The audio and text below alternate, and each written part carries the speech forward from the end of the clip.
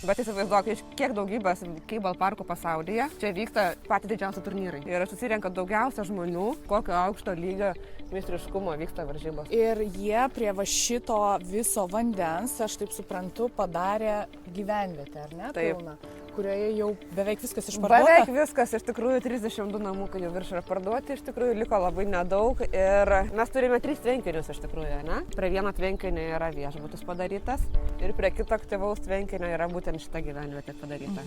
Tai mes turime gyvenvietėje tokioje vietoje, kuri yra pastoviai veiksme. Ir čia pastovus judėjimas ir žmonės, kada renkasi namukus, jie sako, aš noriu būti ten, nes ten daugiausia krenta ir sako, čia vyksta daugiausia veiksmo.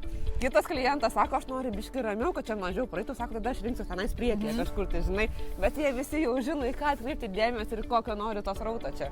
Ir čia ant šito kilimo vasarą varo visi su savo lentom, su chebrytėm, supranti, ir čia tas praeinamumas yra visą laiką, draugų pilna. Namukai parduodami, jie bus pilnai įrengti? Taip, jie bus pilno įrengimo, netgi su baldais. Iš tikrųjų, mes esame užsakę pas baldininkus ir spintas, ir virtuvinius komplektus esame užsakę jau irgi ir kėdės, ir stalus. Čia bus didžioji dalis viso to, ko reikia. Ten, tarkime, nebus galbūt sofos, nebus kilimo, bet čia yra mes paliekame tokią vietą žmonių fantazijai, kaip sakant, nes sofos nereikia laukti, iš karto galima sakyti, galės pasiimti žmonės.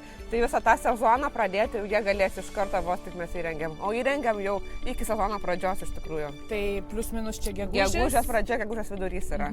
Taip. Ir aš gausiu įrengtą jau ir su terasa tame. Tai bus 4 metrų terasa šitoje vietoje su užsisukimu. Tai L formos didžiulė terasa iki pat kilimėlio. Kuo namukai, pavyzdžiui, bus šildomi? Ar jie žiemos sezonu bus galima juos naudoti, ar ne? Kas čia daroma? Mes apie tai apgalvojame, kad būtų galima būtent ir ne sezono metu jais naudotis, tai bus šildomos kilimėlėse visose nameliuose elektrinės ir oro sistema. Tai principė kilimėlis yra tokių šaltesnių periodų, o oras vėdins ir vasarą, o šildys ir žiemą, tai pasirinktinai.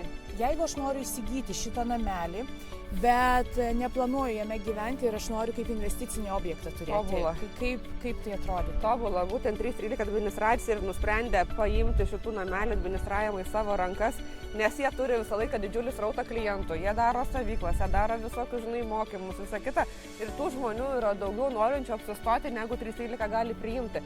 Tai būtent šitos namukus jie administruos, rūpinsis visą nuomos sistemą, valymu, jeigu ten reikės pakeisti ar lemputę, ar kažką, tai visą tą sistemą jie valdys. Realiai nusiperki namelį, paduodi raktukus jiems ir jie viską padaro.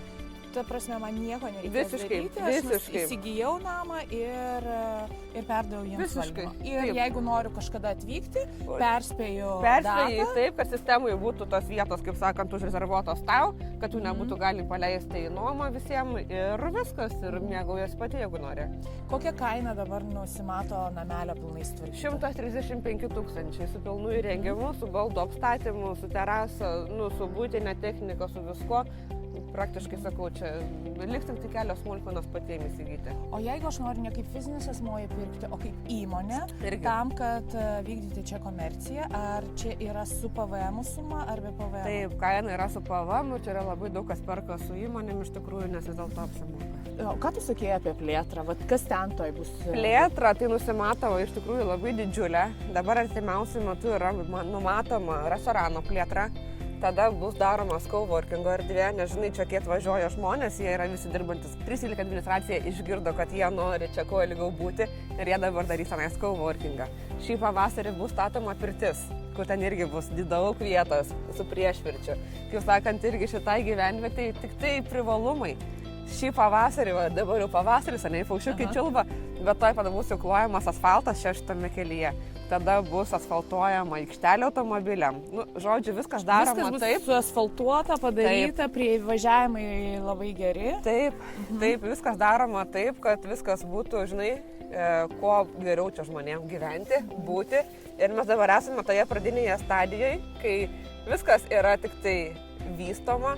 Ir kai viskas pasibaigs šitie dalykai, tai kainos iš karto kyla.